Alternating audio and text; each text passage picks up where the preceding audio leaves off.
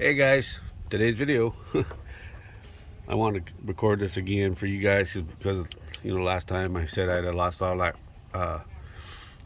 recording underneath here. So got my light here. Just want to show you guys this. I almost wish, well, I don't almost wish, I do.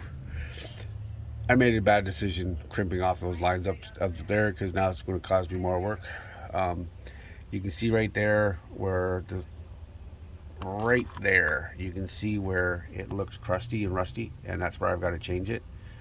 This would be, I guess, my ABS. I'm not sure exactly. My front diff here has been leaking, and if you can excuse the light and try to focus, the previous owners, you can see it's silicone that, and right there in the middle, right there's no silicone.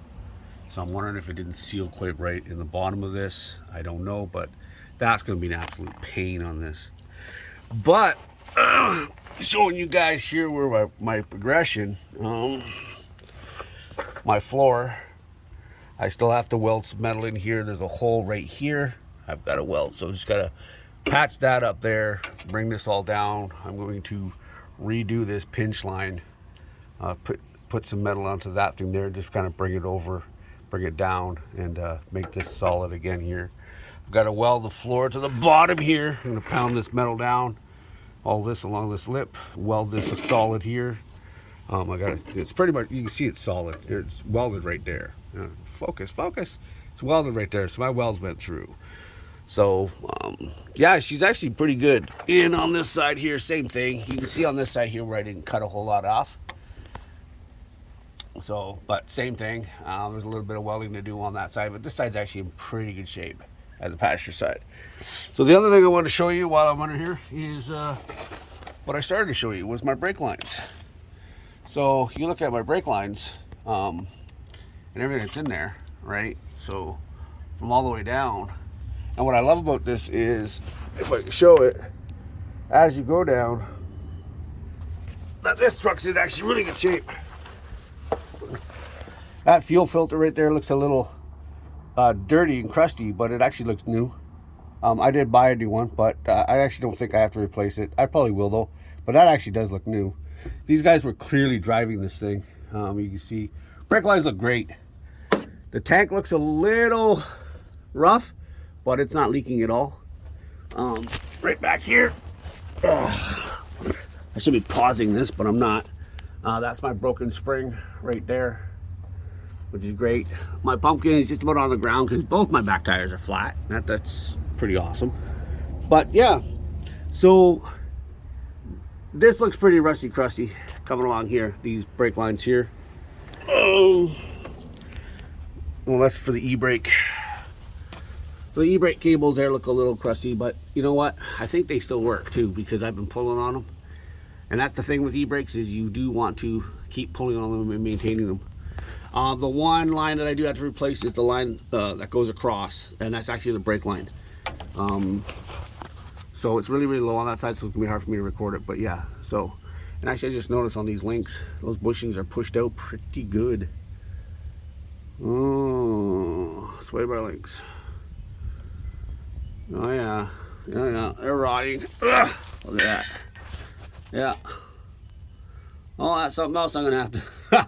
All right, that's something else I'm gonna have to do for this thing. Like I said, I want to make this thing road ready and safety, right? So I want to get this thing up and going. I don't know how long it's gonna take me.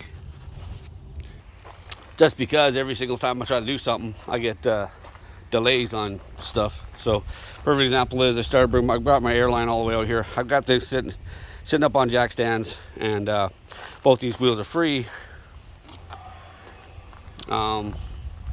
This one over here drags a little more, but it's been sitting for a while and these brakes haven't been used. So, but she doesn't roll as freely. I think if I do this enough, it'll eventually free itself up. But yeah, there she's already doing a little bit more. But anyway, yeah, so she's off the ground, and there she is in her glory so far. But digress. I thought I brought my air tools home, and I didn't. I can't even get that tire off, which sucks. But I did get under it with my WD, oiled that stuff again. I want to keep oiling this stuff before I actually get to that spindle and get those ball joint nuts off, and I just want to make this job as easy as I can make it for myself, but I need my tools to do that. Anyway, just a short video, quick video for you guys, let you know. Funny thing is now the other side is, and the way this is jacked up, this box moves a lot. There's a lot of flex in this thing. It's crazy, but that's what she is. I pulled it up quite a bit so I can work on both sides, because I'm parked pretty close to the house here.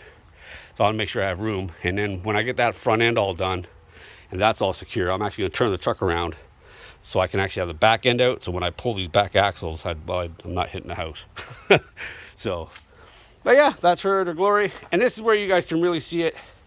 If you look from there to there, where that tip is, and the tip kind of comes out at an angle like this, I'm kind of exaggerating it. And same thing with this one here. This one here is also coming out at a slight angle. Can't really do anything about it, but that's the Gibson exhaust. So I do have a check engine light, and the thing is running a little rough, so I'm gonna have to try and diagnose that. Diagnose that. This thing does have OBD1 in it, and there's an adapter I can buy off of Amazon. Thing is I do not know for sure if the one off Amazon will actually go on this. So this was a little tricky to get off, but there's this, and then don't break any wires. You gotta take this cap off. So let's see if I can get this cap off. Give me a sec. So yeah, so the adapter for OBD1 is for these guys right here. So that's OBD1, and I just want to see if I can just get a code to flash on it or whatever. So I'll probably at work they do have OBD1 readers. The thing is with that, they're $400, and a little rich for my blood. Just saying, just a little rich for my blood. I'll figure that thing out. Figure out what's going on with it. It's like, you know, they did do plug wires, and maybe there's a faulty plug wire. Looking at it now, just wondering, maybe do a set of plugs. I don't know what. She's running a little rough though, and when I first started her up, she's fine. Then she starts to run a little rough, and the check engine light comes on. So it's not flashing, but I don't know if early OBD1 would flash with a misfire or not. Well, we'll find out. Anyway, also that is not the proper battery. I've got that kind of gimped in there, and this ground wire right here is stretched pretty good, but that's in there for now until I can actually get a battery for her. So this thing's gonna be sitting for a while, so I don't care if that battery's in it. Once I actually get this thing up and running where she's driving a little more often, then I'll put a newer battery in it and get that with warranty and stuff from work. So anyway, I digress, guys. My 1993 F-150 project truck. Thanks a lot for watching. I'll see you guys in the next one. This video was a lot about nothing really, but just kind of showing her off. Peace. See you in the next one. Oh, by the way, real quick, lumens. Seagull 2023 for 15% off all your automotive LED, HID lights. Go check them out. Link in the description. Peace.